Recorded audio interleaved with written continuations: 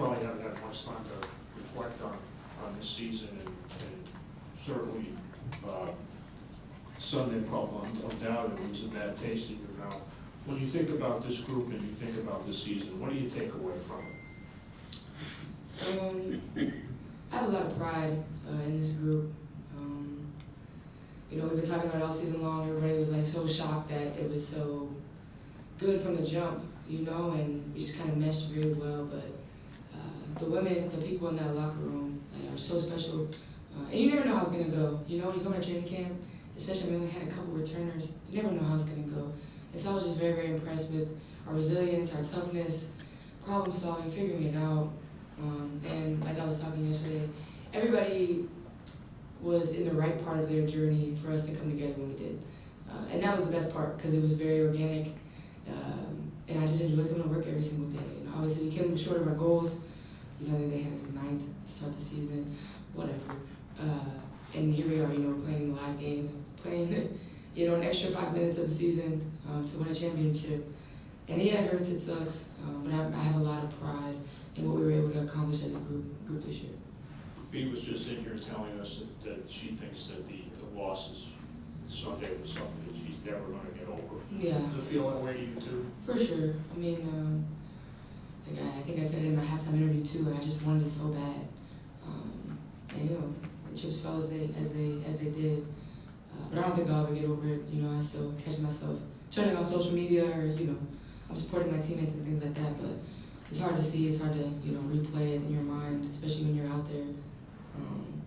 It's hard, you know. And as an athlete, that's what you live for, is playing championship games and things like that. But it's definitely gonna sting for a while. Fee was saying that even yesterday, you guys did all your medical stuff, that everybody said, go to dinner one more time because this group was so. Oh yeah. You know, and a lot of the group will be back next year. You're starting 5, but it won't be the same, right? I mean, every team has a slightly different chemistry.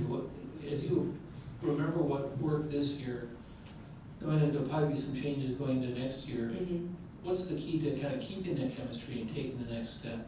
Well, obviously, I mean, having our starting 5 is really, really valuable, because I think we learned a lot with each other. Like, I think we figured out how to get through like hard times together. We went to 2 Game 5 series in the playoff run. That builds character, that builds cohesion, that builds trust, that builds belief within that group. And I think, you know, like I said, it's about the people that you're going to war with, you know. And I think we learned a lot about each other internally. And so whatever happens, we want to continue to build on that, because that was what really got us through the hardest times. And so, like, knowing that our starting 5 is coming back and we're going to be able to build on that, and, you know, with this sour taste in our mouth, I'm very, very excited, you know. Obviously, you want to have rest and things like that, but like, I'm so excited to get back in the gym, because I know how amazing we can really be if we lock in, and we can still do a lot of amazing things in the future. Looking back to last year's exit interviews, Okay. all the way through, don't worry, I'm not going to go that far back, but just kind of starting at the end of last season, going all the way through having dinner last night, made a lot of good memories, a lot of good moments this last season.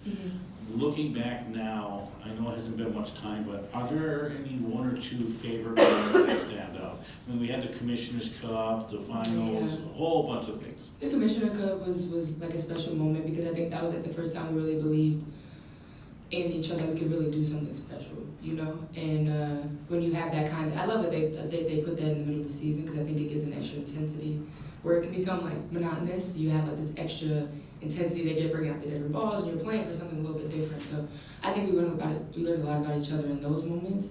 But then I think that moment when we made it to the finals, that Game 5 here, it was just really special. And the thing that's most special for me is that we just did it together. It's a collective. Yes, Fee's had an amazing, phenomenal season, you know.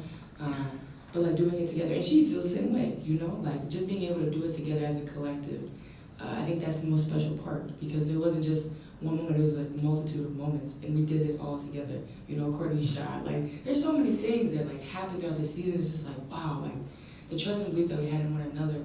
Those are the memories that you have, like that feeling of being in that locker room and, you know, just being with your sisters every day. It's kind of hard to explain, because it's kind of unheard of, especially in professional sports, to have that much chemistry in the locker room and cohesion. And I think, like I said, it's very, very rare, because this is the best of the best, you know? We're the best women's basketball players in the world.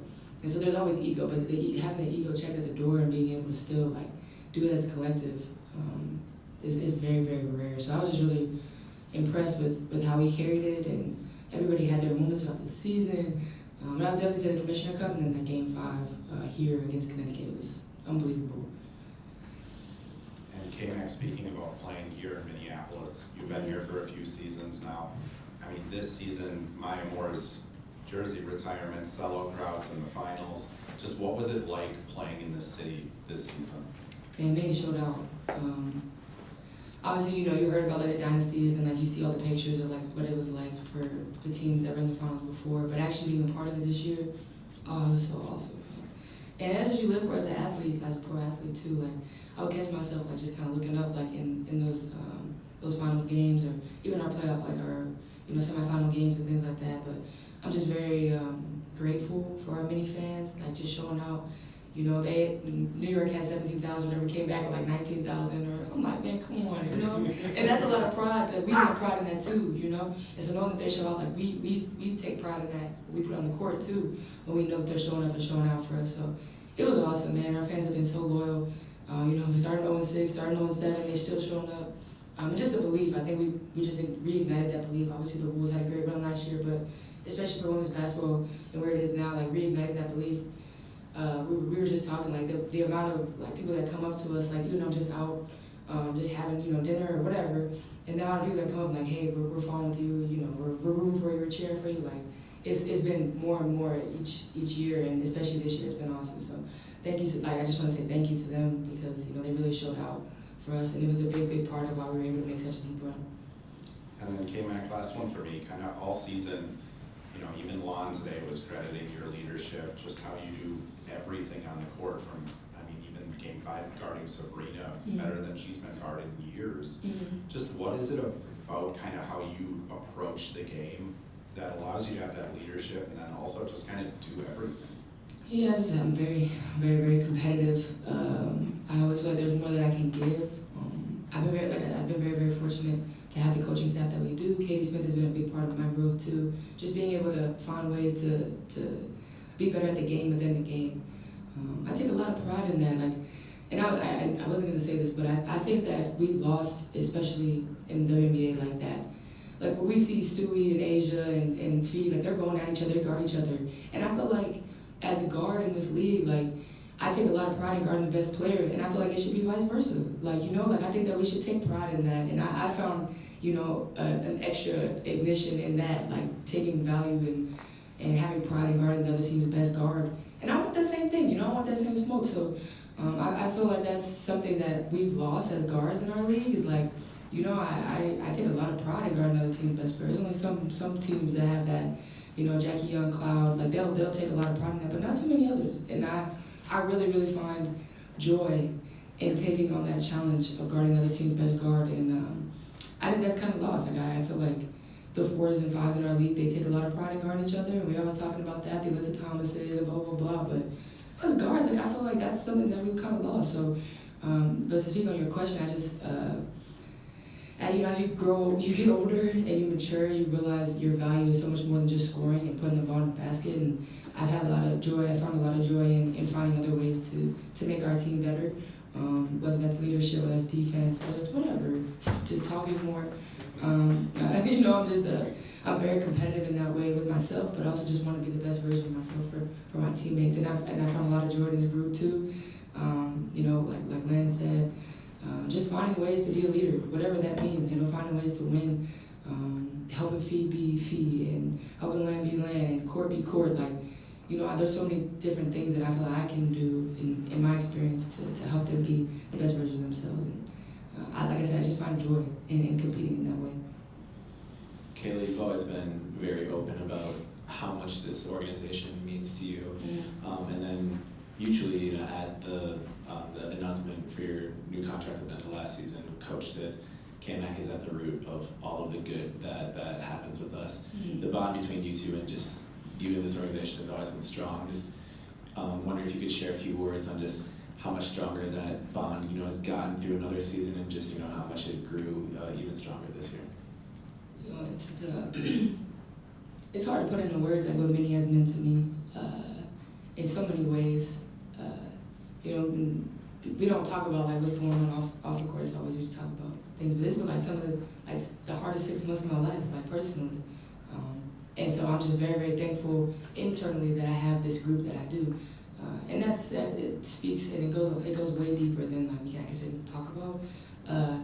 But the people that I go to work with every day, like from Claire to Cheryl to Katie, BB, like everybody, Brandy, Chuck, like A-Train, like there's just so much love. And I'm built on that, I'm built off loyalty. I'm very, very loyal to the soil, like homegrown, like small town kid, like those things go so much deeper for me. So to feel like I have family in such a chaotic world that is basketball, being a professional athlete, you carry that with you, you know what I'm saying? And that's why you see the success, and that's why you see like the confidence, because I have family behind me, you know? And I genuinely believe that. And that doesn't happen a lot in pro sports. You know, it's up and down, it can be this and that. And I genuinely feel like I have family behind me, and that's why I feel like I can go out and be myself and be confident and play the way that I do, because it's built off love. And it's built off, you know, genuine loyalty. Like I want to be the best version of myself for this organization. And I said that before last year.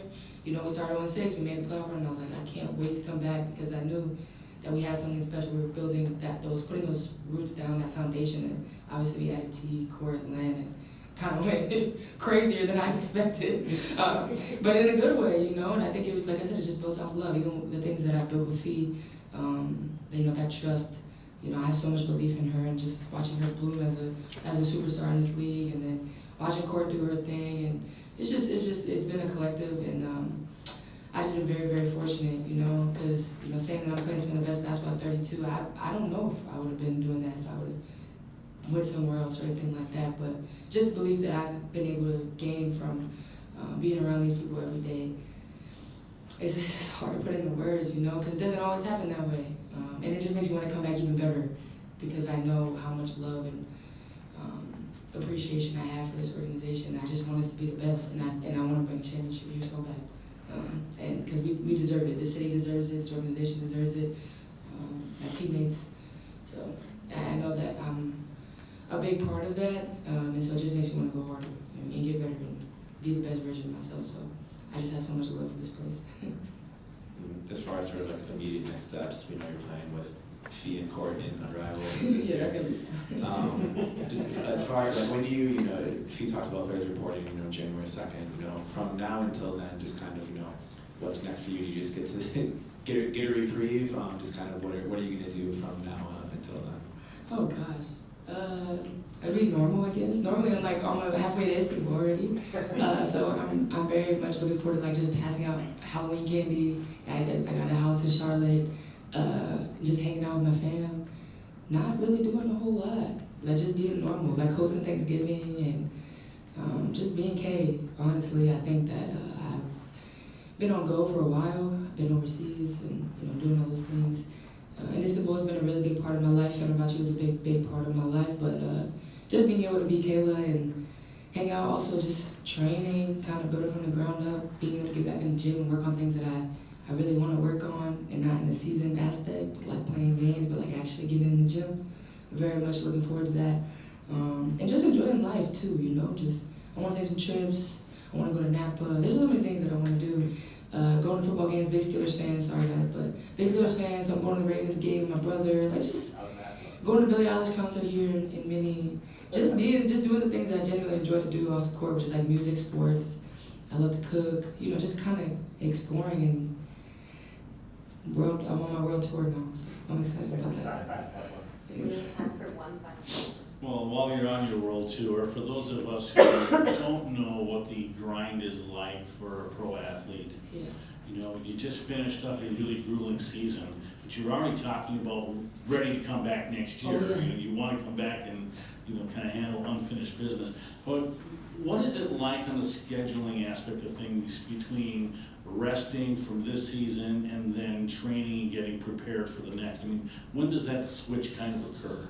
It's different for everybody. Everybody, you know, has their own way of doing things. Like, you know, if I was 25, it might look a little different than what it looks like when I'm 32. I don't know what it looks like. I'm actually excited to see that part too. I want to get in the gym with like other guards too around the league. I just, you know, I'll talk with A-Train. A-Train has been amazing for me. Like, shout out her. I think that was such a big addition for us. I think, you know, having that schedule with her is going to be huge. We have a lot of trust in her. I think she just showed up I've had like 119 weight training sessions with her just this summer. You know, you don't really realize like all the things that you put on your body. Like we've ran like 110 miles just like between practices, shoot around and whatever, which is crazy to think about. That doesn't even include games. So, you know, I think that first, like just genuinely turning everything off, I kind of want to couch her out for a little while. I put a theater room in my house. I want to watch a lot of football. You know, I want to catch up on all my shows and like just chill for a little bit. But then I think I would say probably like mid-November, just kind of ramping things back up because, you know, we obviously play in January, but I just want to get back in the gym and work on all those things. But I think it's just giving yourself like 2 to 3 weeks to kind of come down from everything mentally as much as like spiritually and physically. It's like the whole gamut, you know. It's not just sitting down and like not touching the ball. It's like mentally, like physically, like emotionally. It was really hard. What just happened on Sunday. So just coming down from that, I'm still trying to process all of those things. But I think like mid-November, just revving everything back up and giving myself like those 6 weeks to really just like lock in on all the things that I feel like I want to get better at. And you know, I'm excited about that part because it's really, I'm just going to be kind of trial and error figuring it out. And A-Train and I already have a plan to figure that out with my body and things like that. But just, you know, as far as basketball, just working on all the things like that I feel like I can get better at and help this team be better for these situations coming up. So I'm excited to get back in the gym and just kind of work on everything because I haven't had time. I've been overseas 9 years out of my 11 pro years, so I'm excited.